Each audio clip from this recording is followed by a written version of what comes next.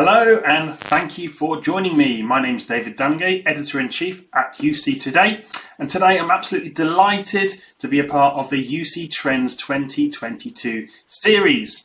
In this insightful series, we're going to be talking to senior leaders across the UC collaboration and CX space. We're going to be discussing their perspectives on the marketplace today and, of course, the future. Today, I have with me Simon Harrison, SVP and Chief Marketing Officer of Avaya. Welcome to the show, Simon. How are you? I'm good, sir. Good. Really appreciate you having me along, David. Looking forward to the chat, actually. Excellent. And today we're going to be talking to Simon about his view on the market. And of course, we're going to be getting to know Simon a little bit at the end. We've got some quick fire questions there, so make sure you hang around for the latter part of the conversation. So, Simon, where should we start? Maybe let's start with a bit of an introduction. Can you give us a bit of a background on yourself and how you really got into the UC and collaboration industry? Yeah, sure. So I guess really I'm a geek at heart. Early in my career, I was a technical consultant working with contact center solutions primarily. And then, as is typical in a consultant role, you start to think, well, hold on a second.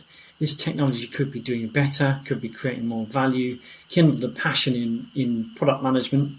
And then from there, I started to feel excited about the opportunity to share with the world the value that these technologies could create. And I found myself more and more involved in marketing the value, culminating in becoming reasonably senior in the product management, product marketing sort of circles. And then I had a stint as a sales leader, quite a senior sales leader for a while. Again, always exploiting this evolution of me, if you like. And I found myself having had all of those experiences, having something quite important to offer as an industry analyst. So I landed there at Gartner. That validated lots of perspectives, gave me an opportunity, a privileged position to be in, to actually help lots of vendors and lots of companies in the world achieve their goals.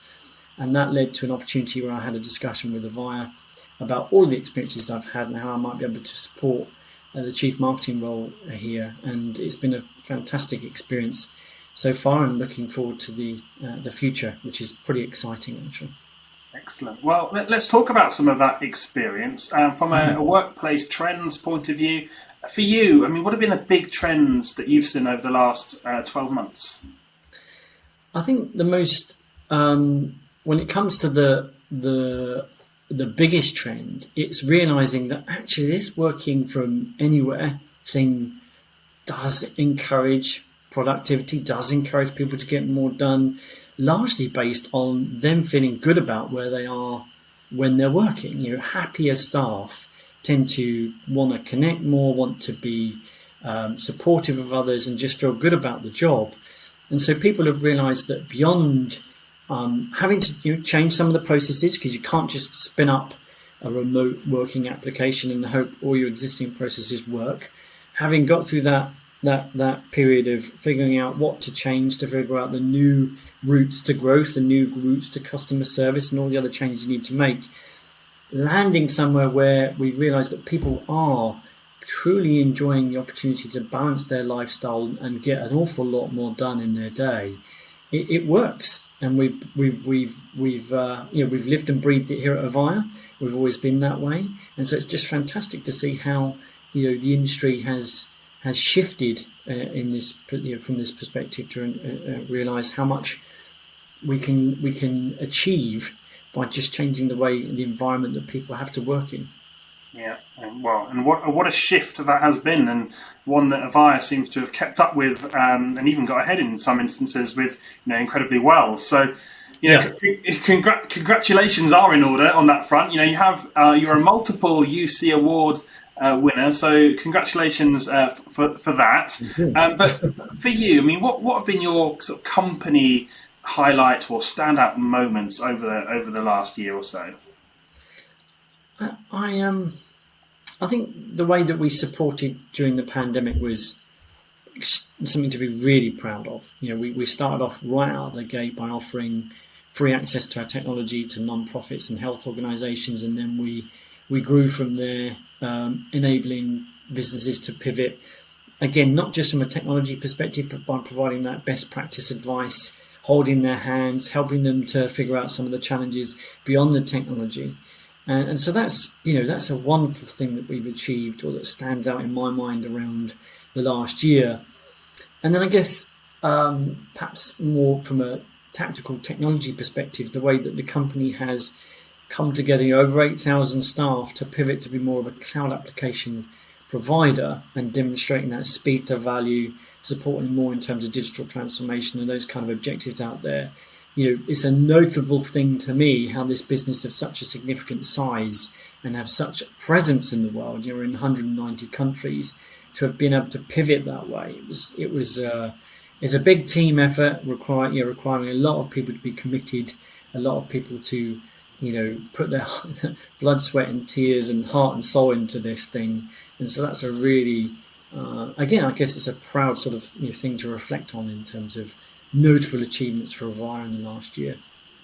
Excellent. And looking ahead, Simon, what does this space look like from your side in 2022?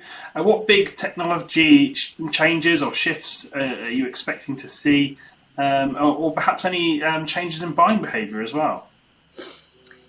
This is the million-dollar question, right? And actually, I guess I'm quite progressive and I will be in answering the question. The world has moved on in dramatic form. We are now part of this experience economy, where we are what Gartner describes as the everything customer. In other words, the most difficult customer we've ever been. We're at complete loggerheads in terms of wanting to be relentlessly connected, but when it suits us, completely left alone. We want the most comprehensive, deep, rich, and all-encompassing experiences, but we want them to be completely effortless. We have these ambitions that are complete loggerheads, and we want to connect with businesses the way we connect with each other. We want to go on journeys that make the touch points across a business all connected and all effortless. We've moved in terms of the solution to solve the ambitions and the problems born of this experience economy.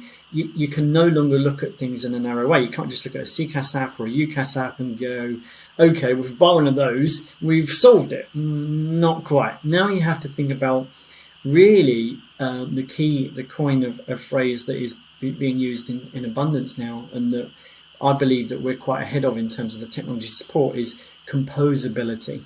So you need the speed to value applications. Perhaps you buy a CCaaS capability, Avaya's CCaaS offering, OneCloud CCaaS, but then that gives you that speed, that spin up that browser, just start using it.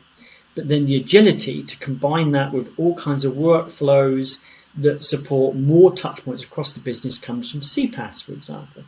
And now combine our workstream collaboration application benefits, which infuse UCaaS benefits, with CCaaS and CPaaS, and now you're in a position, if you consider this as the OneCloud platform offering, a composable platform, to truly address the ambitions across the business of an experience economy. I'll also add the predicts and making this ever more important. If you look at Gartner's predict around CPaaS, is that by 22, so not a very long way away, 90% of enterprises will have CPaaS as a core IT skill set. Well, that changes everything.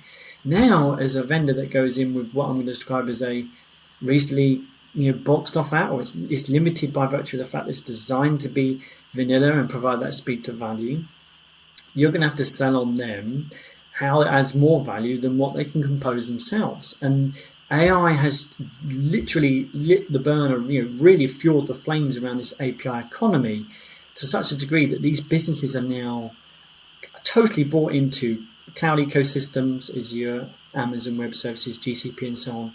And the power of the API benefits to infuse all of these ways to do better in connecting to customers, connecting staff as part of their workflows and the thing they're trying to get done today. Technology shouldn't necessarily be adopted, it should be transparent. And so this to me is the most important shift that we should start to see in terms of the technology changes in this landscape.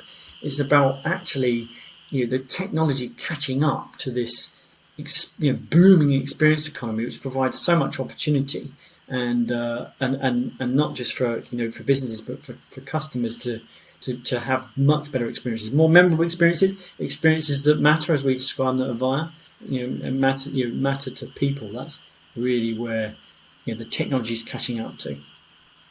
Oh, thank you, Simon. That's some really great insight there. Well, let's move on to the second part of our conversation, where we're going to be getting to know you a little bit more and with some quick fire questions. So, are you ready? Yes.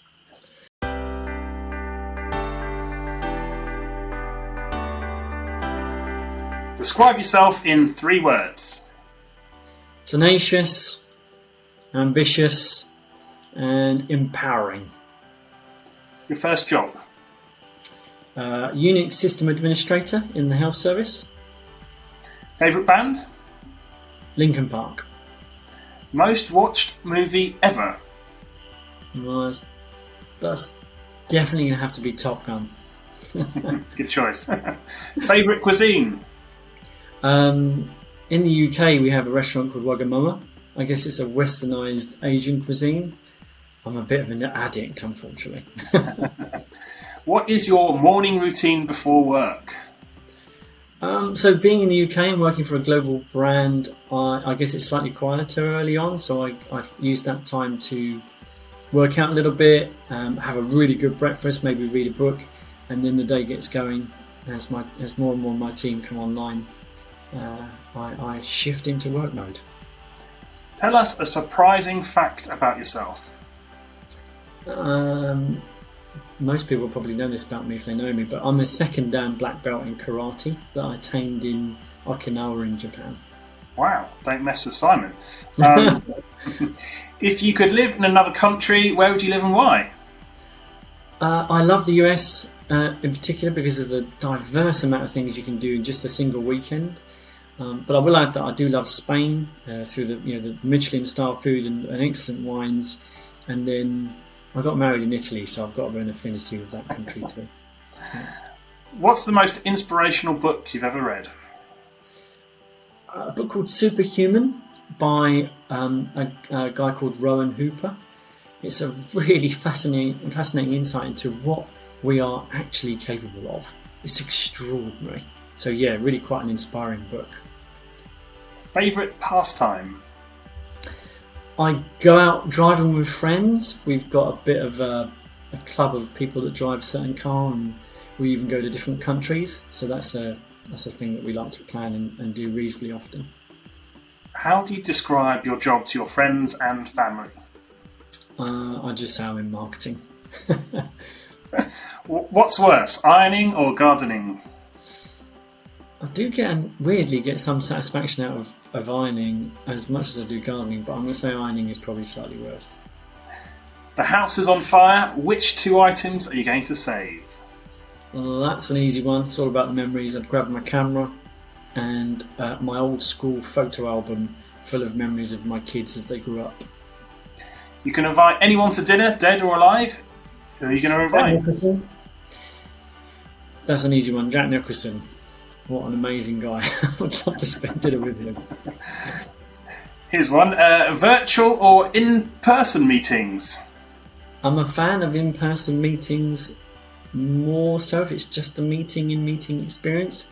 The answer is a bit odd for me because actually when it comes to meetings, they're a point-in-time thing that should be part of a work task. And so if you consider it as a get-together during that, then I'm going to say that. But generally, I like to see people, yeah, in real life. If you could go back in time for a day, which date would you go back to and why?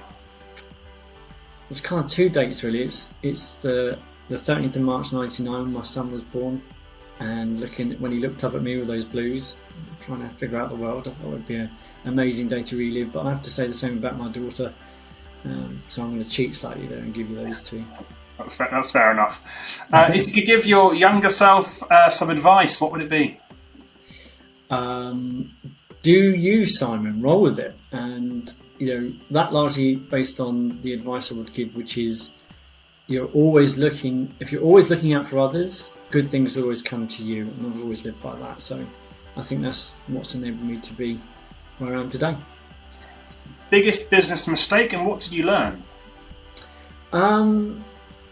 That one was probably, I spent an awful lot of years in certain roles earlier in my career and didn't necessarily realise my potential early enough, or at least it feels as though I could have achieved more in a short amount of time. So, got to just get on and prove how much you're capable of continuously and early as possible. I think the mistake that I made was sitting in a certain job for too many years.